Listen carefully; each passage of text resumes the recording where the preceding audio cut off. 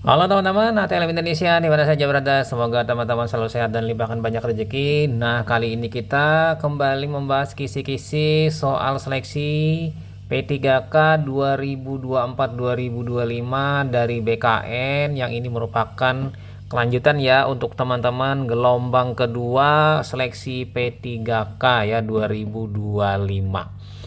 Nah, sesuai kisi-kisi yang lalu, bahwa kisi-kisi ini merupakan dari P3K, yaitu peralatan laboratorium kesehatan ahli pertama untuk D4, PLM atau analis kesehatan.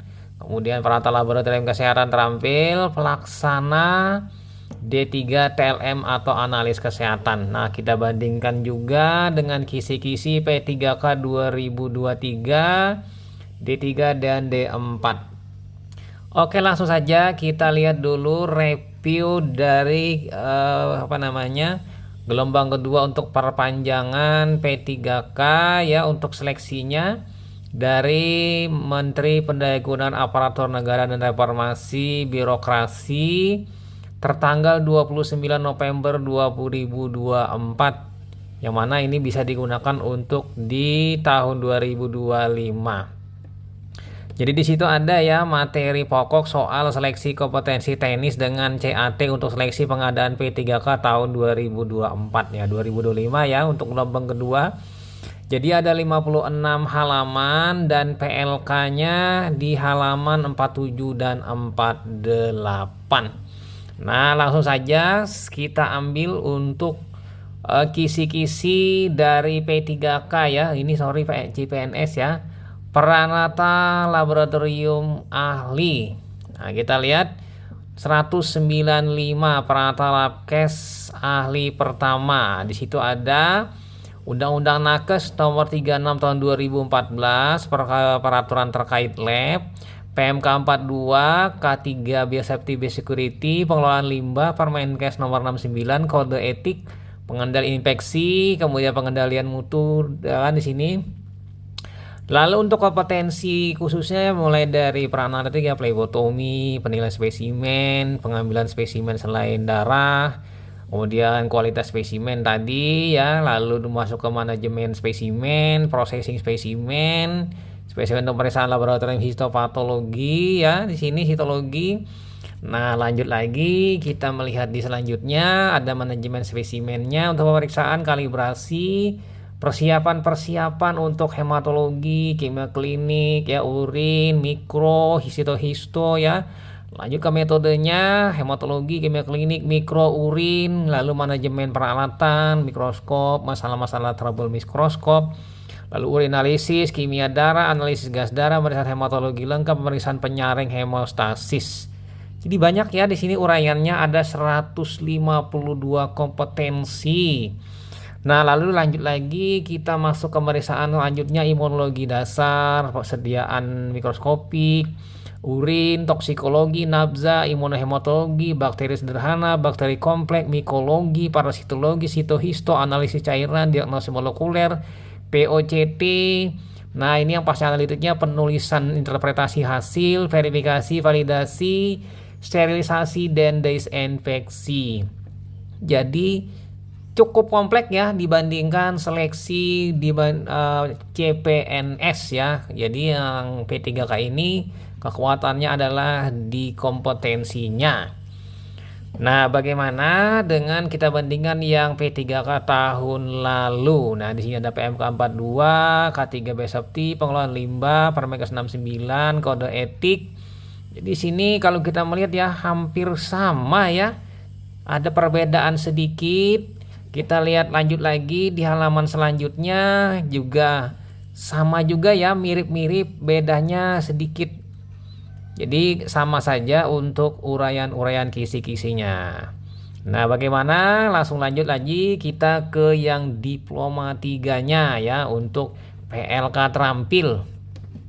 Nah, PLK terampil ini ternyata sangat simpel sekali. Ada kemampuan umum, kemampuan khususnya dimasukkan dalam lajur yang sempit ya di sini untuk P3K 2024-2025. Jadi ringkas, materi sedikit, tapi di sini ada biologi molekuler. Jadi mungkin ada mengait-ngaitkan sedikit dengan molekuler mungkin COVID-19.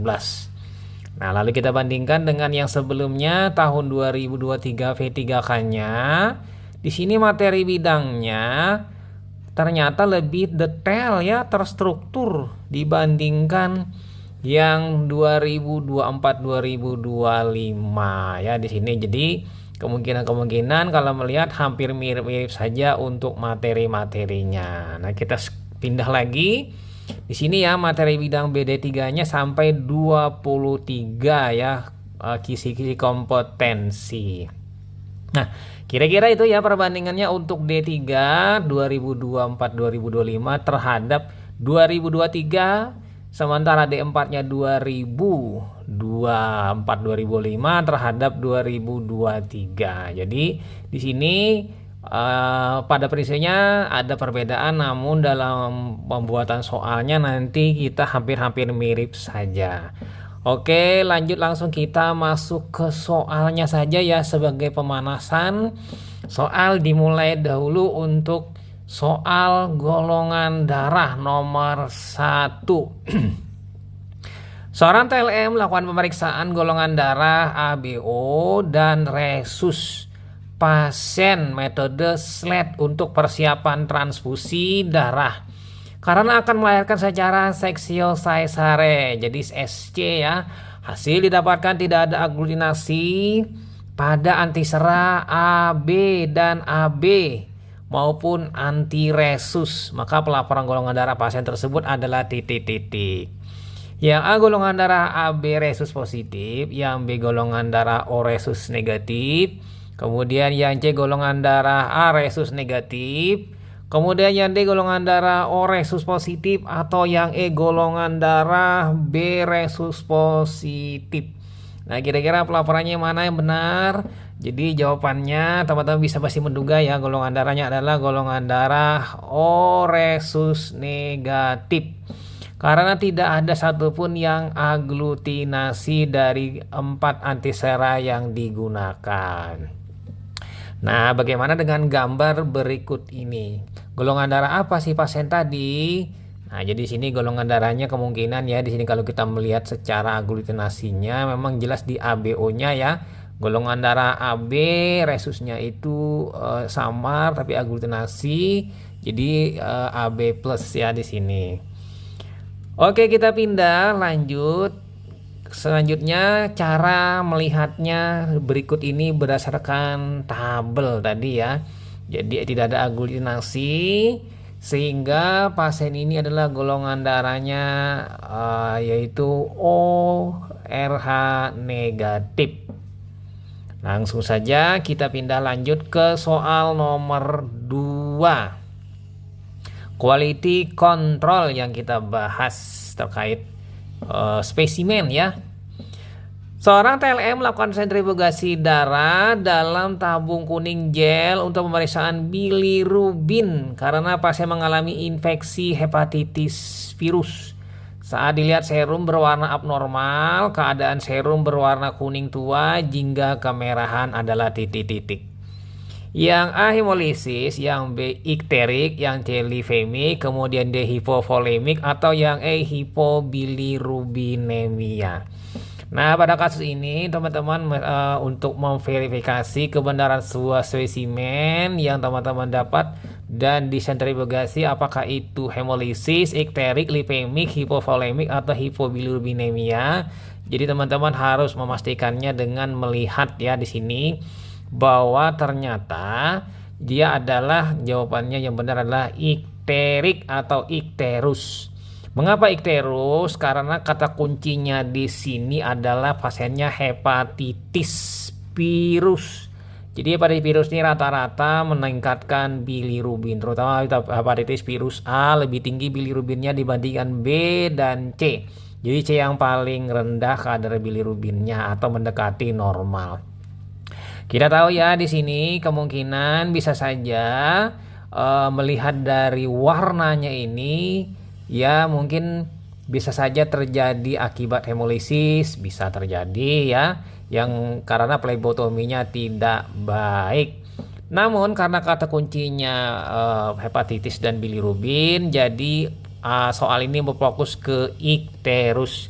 Kita tahu ya perbedaan hemolisis itu merah segar, sementara ikterus itu warnanya kuning tua agak kecoklatan. Jadi seperti air teh hingga agak merah. Nah, agak merahnya inilah yang dapat mengacaukan, nanti bisa mengarah ke arah hemolisis. Ya, di sini ya.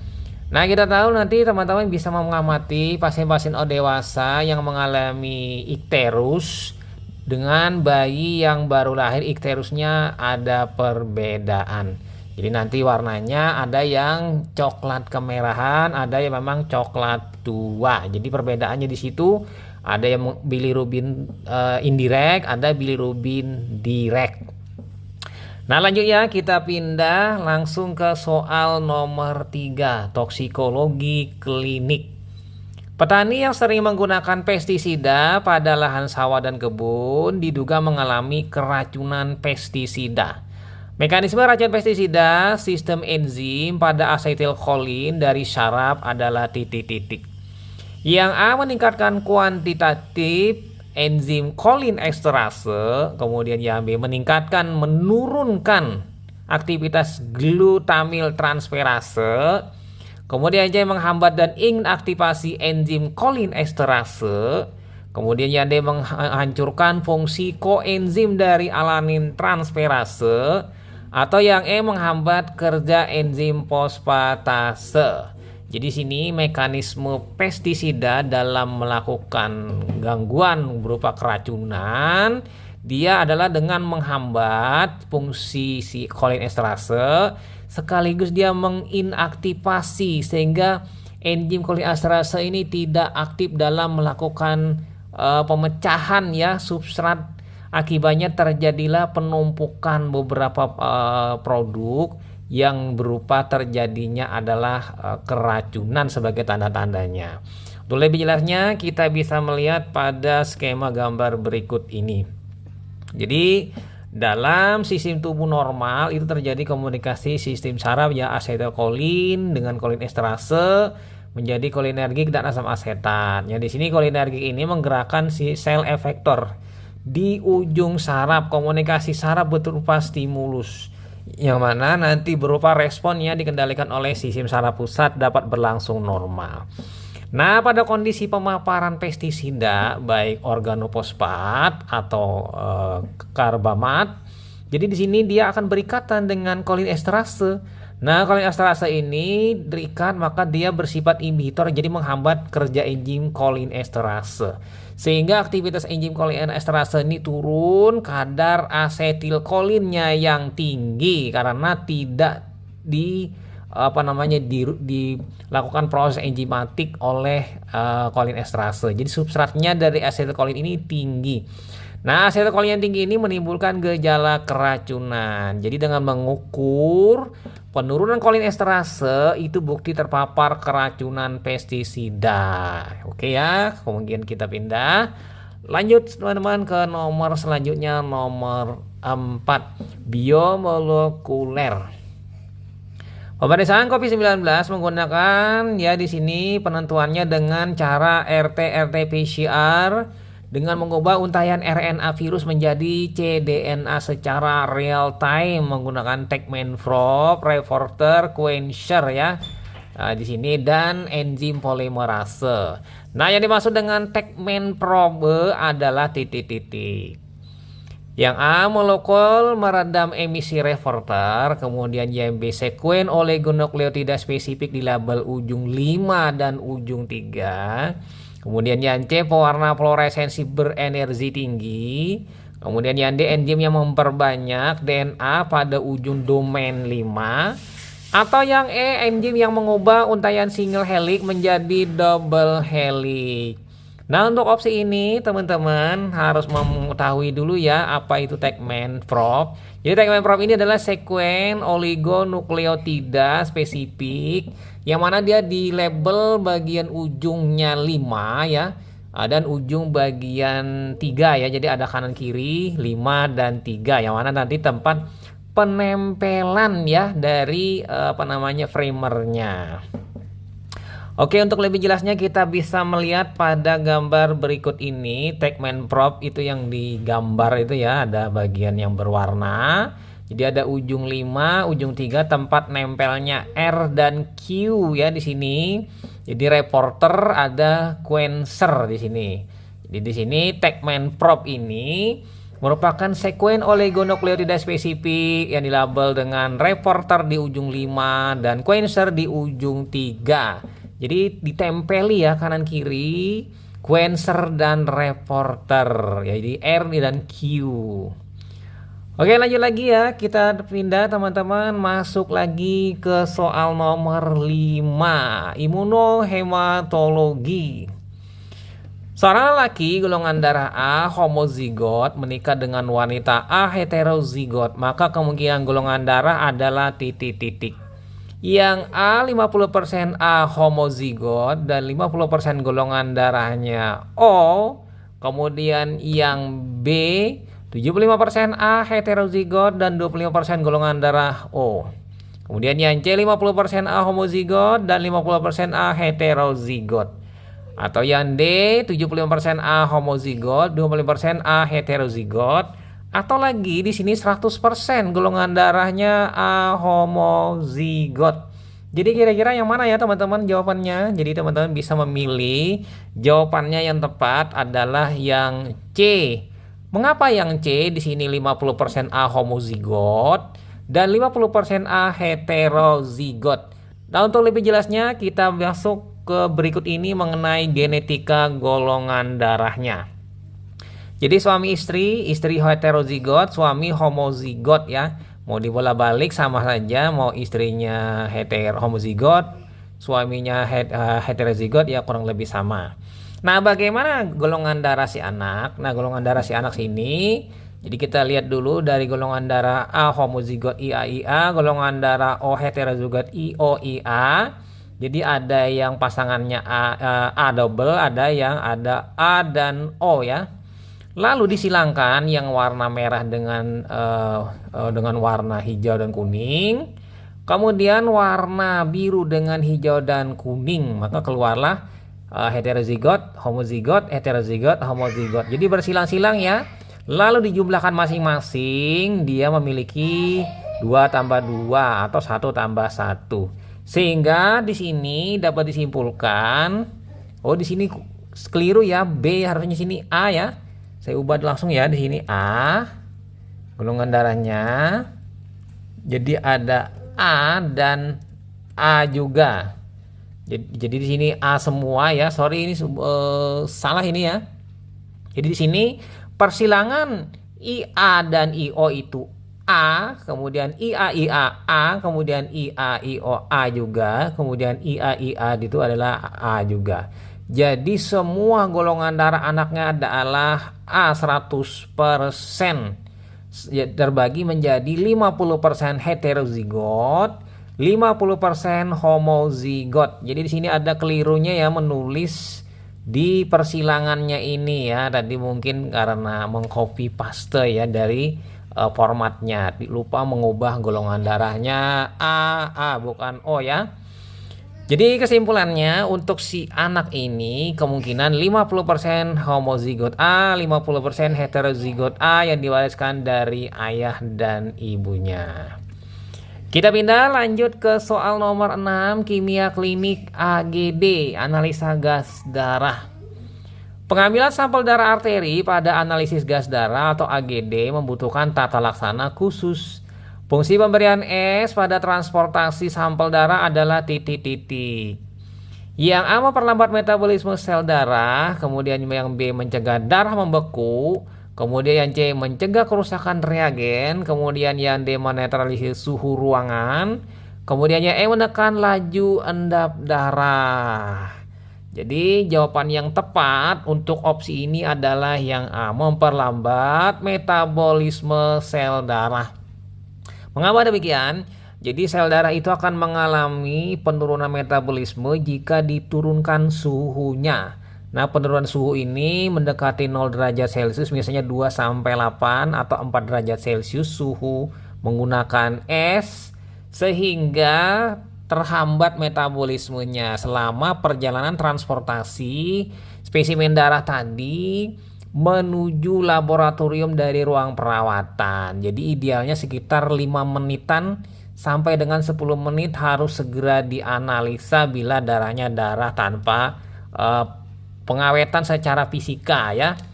Jadi dengan pneumatic transport maka spesimen tadi dalam waktu kurang lebih 30 detik sampai dengan 1 menit sudah sampai ke laboratorium. Tapi kalau mengantarnya dengan jalan kaki atau bersepeda mungkin akan lambat. Jadi perlunya pemberian es ya dalam bentuk es krim dalam termos. Oke, lanjut lagi kita pindah ke soal nomor 7. Inversi tabung vakum. Seorang perawat laboratorium kesehatan menerima belangko permintaan pasien untuk pemeriksaan faal hemostasis.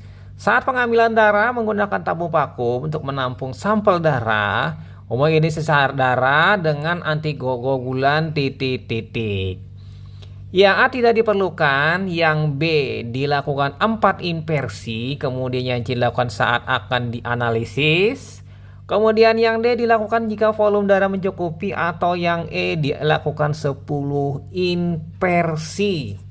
Nah, jadi teman-teman yang sudah biasa melakukan pengambilan spesimen untuk faal hemostasis, jawabannya yang tepat adalah dilakukan 4 inversi homogenisasi.